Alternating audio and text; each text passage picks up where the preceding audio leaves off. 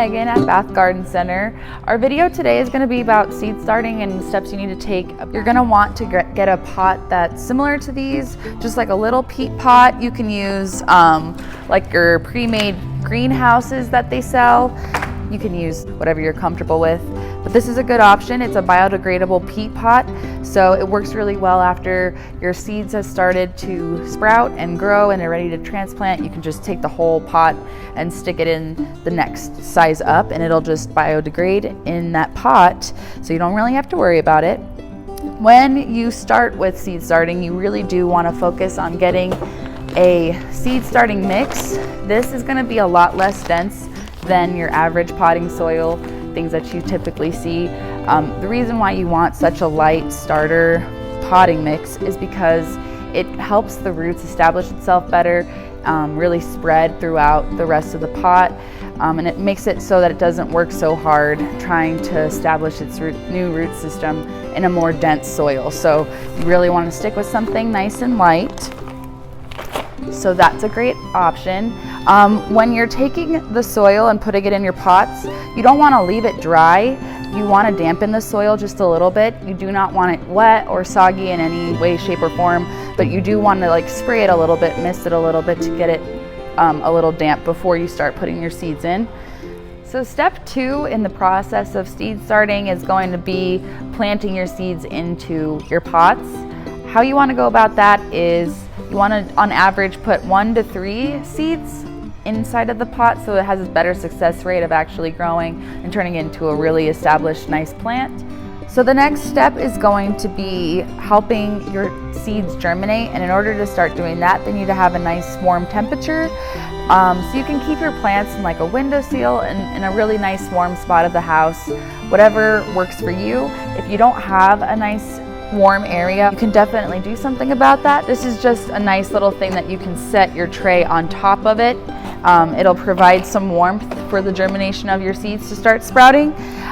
So that's a great option if you have a colder house. As far as retaining the humidity, we're so dry here in Colorado. The domes really help with that. A lot of these little greenhouses are going to come with a dome for it. Just turning it around over and kind of creating that kind of thing helps retain a lot of the moisture inside of the soil for the plant so that it doesn't dry up. It's really important for us to have domes in places, especially like where we live. So when you start seeing your sprouts starting to grow after a couple of days, you want to start providing them at least 8 hours of nice bright sun at the very beginning. Once you start seeing that sprout come up, and then once they establish better, then you can move them outside and they can get that full sun outside and thrive better.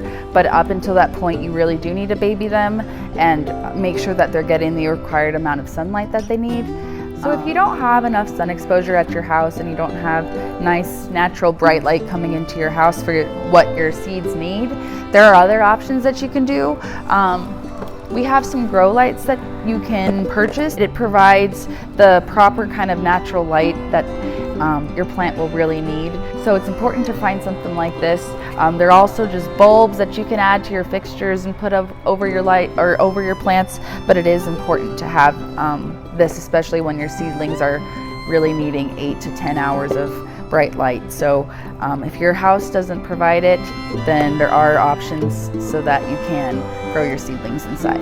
So when you start seeing your sprouts starting to grow after a couple of days, you want to just start moving them up in pot size. Keep kind of doing that little by little for them until they're ready to go plant. A good way to kind of identify whether or not you need to upsize your plants is by checking the bottom of the plant. They'll have most of the time they'll have a little drainage hole there. If you start seeing roots popping out of that, that's a good indicator that it's started rooting too much inside of there. So it just needs to go up to another size so that it can keep establishing itself and growing stronger roots. So a good way to know when to plant your plants outside, you really want to check for your state's average last frost date. Here in Colorado, our average last frost date is around May 6th, May 9th, where Mother's Day is. So any time after that is a really good time to start taking your stuff outside. Another thing to just kind of think about is paying attention to the back of the seeds packets. Different seeds are going to need different temperatures. Lettuces, beans, those kinds of things are going to be cooler temperatures. Won't need necessarily a heat mat to germinate. If you have a semi-warm area in your house, that's a great spot.